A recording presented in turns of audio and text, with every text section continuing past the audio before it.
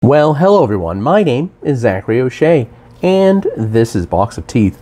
I have another horror-themed monster for Dungeons & Dragons 5th edition for all of you right now. Here in the back half of July, and today is the last day of July, we've been covering a specific antagonist and her minions that you can use for a horror-themed Dungeons & Dragons campaign. That would be the Vespidai. She's a riff off of the classic movie monster, The Fly, except she is more wasp-like. She was an arcanist and an alchemist, and she and her lover were working on waystones to give the common folk a way to use teleportation magic.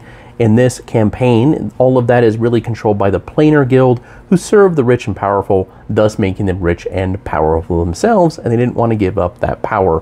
Whether through deliberate sabotage or just a tragic accident, the Vespidai was mixed with a wasp and came out as some sort of lumpy, fleshy abomination that couldn't live on its own and has to be suspended in a vat of electric goo. Her lover also built this exoskeleton that is wasp and feminine-like at the same time that the Vespidai inhabits now that she's on a rampage of revenge, whether it's deserved or not, and she doesn't care anything about collateral damage. We're going to cover the last of her minions today, which is the Yellowjacket. Step 6. New solutions. It turns out that the greatest of all slaughter is just too difficult for me to control. I raised a few in my charnel garden, but had to cull them all. Their mixture of a chaotic nature and superior intelligence makes them dangerous to all life on this material plane, including you and myself, my darling. However, I have been able to experiment with mixing two different subspecies of lesser slod to a great effect. In this, I created the Yellowjacket, which is a mix of some strange anarchic energies, which had a very unexpected but fantastic side effect. This volatile combination is adept at disrupting magic at its most primal form.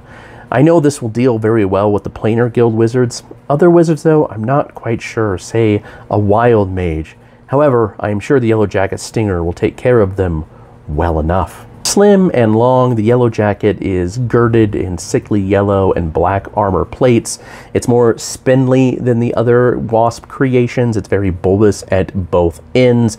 It has kind of little tiny legs that are a little too long and not quite properly jointed. Its wings are 4 thin slices of mustard-colored crystal, and unlike the other wasps, it doesn't have a glass bottom. You can't quite see its inner workings. And likewise, instead of one single crystal, it has 2 in a fair imitation of eyes, one that's blue and one that's green. Let's go and take a look at the Yellowjacket statistics for Dungeons & Dragons 5th edition. The Yellowjacket is a challenge rating 9 medium construct that is unaligned. It does have a gob of hit points, an okay armor class. It's resistant to cold and fire damage, and immune to lightning and poison damage, as well as a plethora of conditions. It does have dark vision and tremor sense. It has telepathy, but can only communicate telepathically, and knows common and draconic.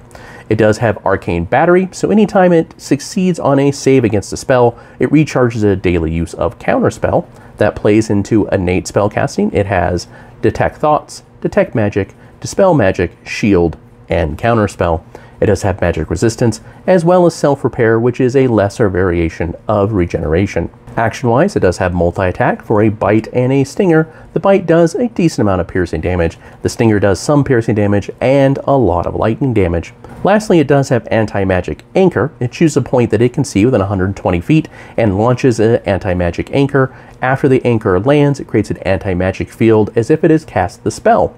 However, this field lasts for only 10 minutes, and the anchor can be destroyed, has an armor class of 15, 20 hit points, and is immune to poison and psychic damage. Now, Yellowjacket's obviously going to cause a lot of problems for your magic-using heroes, but it's also going to cause some issues for its allies depending on where it drops that anti-magic anchor, so you want to use it wisely. It's a really big, heavy hitter to use against Tier 2 and sometimes even Tier 3 heroes, and I'd love to hear how you'd use it in your own campaign down in the comments below.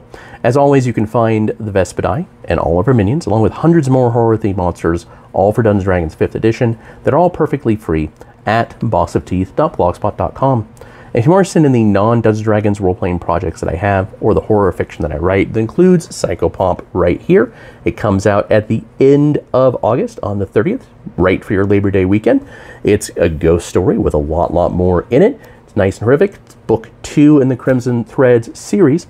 You can always go to www.zacharyoshay.com. As always, I really do appreciate your time and your attention, and have a wonderful rest of the day.